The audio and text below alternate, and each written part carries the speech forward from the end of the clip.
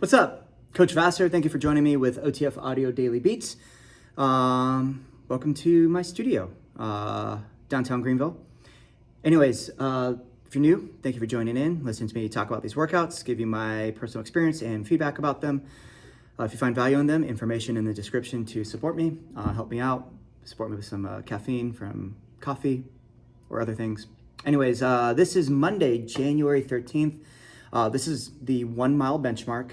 It is the exact same workout it has always been for the past few times it's shown up. This is also the start of the transformation challenge. And just like last year, they are using the 1 mile benchmark at the beginning of the challenge. And then the week after the end of the challenge as a way for members to see a non-scale victory. Hopefully over the next 8 weeks, the consistency, they're able to shave a little bit of time off their 1 mile. Super fun. We'll go over the big details, talk about the treads, rower, weight floor, talk about the 3G, and then get you on out of here. Obviously, this will not repeat in the month later on, so just be aware of that. Endurance day across the board. For the key concepts, whatever your reason, strength, endurance, body transformation, or something else, we're starting Transformation Challenge 2025 with this 1 mile benchmark. You'll take the benchmark now and again at the end of the 8 weeks so you could track your progress. For the treads, it is race day. 1 mile. Power walkers go for half a mile. Record your time in the challenge tracker.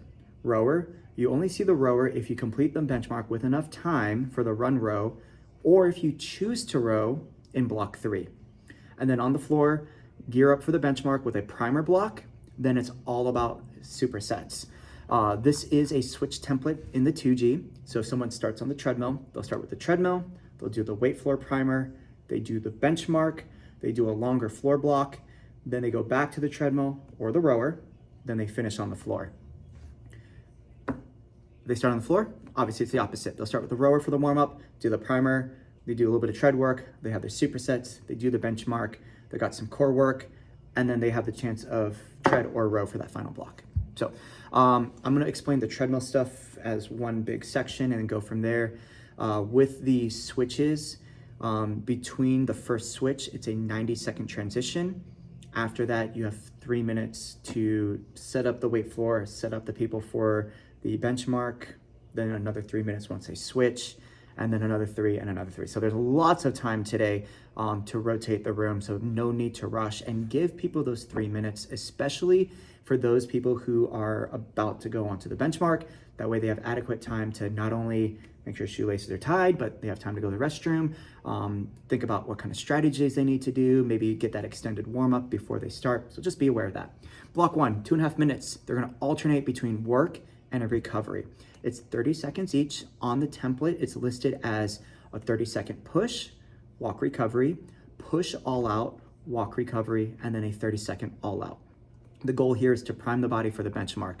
Now, when I've coached this, I don't actually tell people push all out. Instead, I set this up as an opportunity for people to practice the speeds they want to try for their benchmark.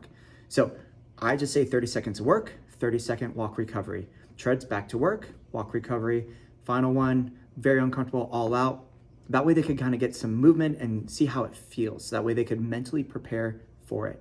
All right. Now, if you want to do the push all out, go for it. Power walkers, 6% or greater, and then 8 to 10%, and then 10 plus. And then on the joggers and runners, between 1 to 2 of their base, maybe 0.1 to 0.5 higher than that, and then they all out. Bikes and striders, they'll start about 3 gears, and then about 4, maybe 5, and then 6 gears plus. They'll hit the weight floor, talk about that later. They come back to the tread, 14-minute block. This is the race day. They will do the 1 mile benchmark. When they finish, check their time, put in the challenge tracker. If there's time remaining, they have a row run, 150-meter row, their choice of intensity, and a 0.1 mile tread. Power walkers are going for 0.05. Also, their choice of intensity and incline. Bikes and striders, of course, have their own distances, and they'll just repeat that until we call time.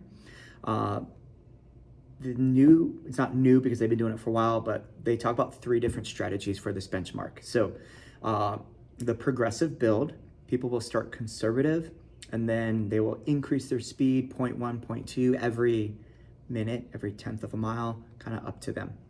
The other one is the alternator. Use a push as long as they can, and then use their base to recover, and they alternate between that until they hit an all out for that final like 0.1 or maybe 0.05. And then finally the hit and hold. Personally, I'm a fan of that one. You have a goal time in mind, hit that speed right from the get-go, and just hold it. The less you adjust, the more efficient you tend to be, but it is a true mental toughness test in that case, because there's no letting off the gas. So once they go, they go.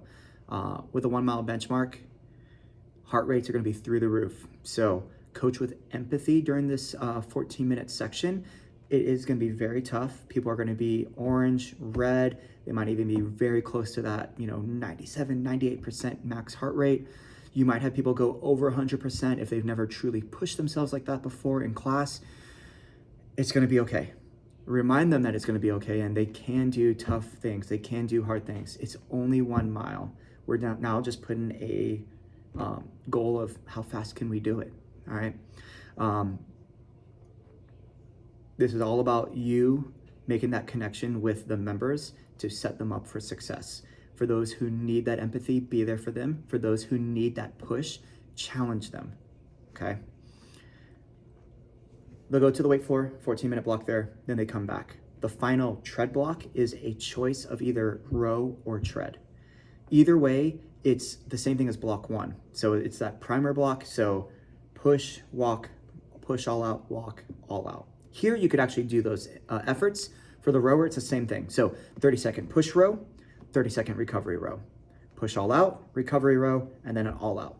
We want to see increase in intensity. So for the rowers, that could be increase in leg drive by maintaining stroke rate. They could also increase their stroke rate just to create that momentum to keep the wattage high. And of course, heart rate. Heart rate should trend up, recover, trend back higher, recover, and then even more. All right. Now we look at the weight floor. Once again, the first floor block is a primer block. We're gonna see butt kicks and the 1, 2, 3 knee drive combo for 2 rounds, 30 seconds each. Then they finish with a lateral bound to squat jump. So a lot of activation through the calves and the hips for people to prepare for the quick turnover when they are doing the treadmill portion of their benchmark, okay? So we want to kind of incorporate the idea of, hey, this is not just movement for movement's sake. We are physically and mentally preparing you for the benchmark, all right? Block 2, this is where we're gonna see the supersets and its unilateral work. We're gonna see bench high plank, single arm reverse fly, 8 on each side, right into a single arm concentration curl. They'll have 2 rounds. Then they do a single arm neutral grip step down into a body weight single leg deadlift to knee raise, okay? For the people who start on the rower, they'll be doing this circuit before they do the benchmark. So when it comes to the lower body stuff, light to moderate weight. For the people who just did the benchmark, they could probably do moderate, maybe even heavy weight on the lower body sequences. Upper body, moderate weight's a great place to be. They'll do 2 rounds of each superset, then they'll do it as one big block. Finally, the final block is a core activation one. So we're gonna see high plank shoulder taps into the superhero lower back issues. You could have them drop down to their knees and do bird dogs. They'll have 2 rounds of that. And then they finish with the high plank alternating knee drive. So that plank position, one knee drives forward, reset, then the other side. So they move independent, one at a time. It's not a switch, because that becomes the mountain climber. So other than that, that's the 2G. Once again, be aware of your time in for the transitions. You have lots of time. Give the members that opportunity. That way they feel strong moving into the benchmark, all right? Final thing, when it comes to power walkers, 0.5, 4% incline or greater. If they go higher on the incline, it's not gonna make them go any faster, but with a higher speed, it might help with their form. So just, something to be aware of.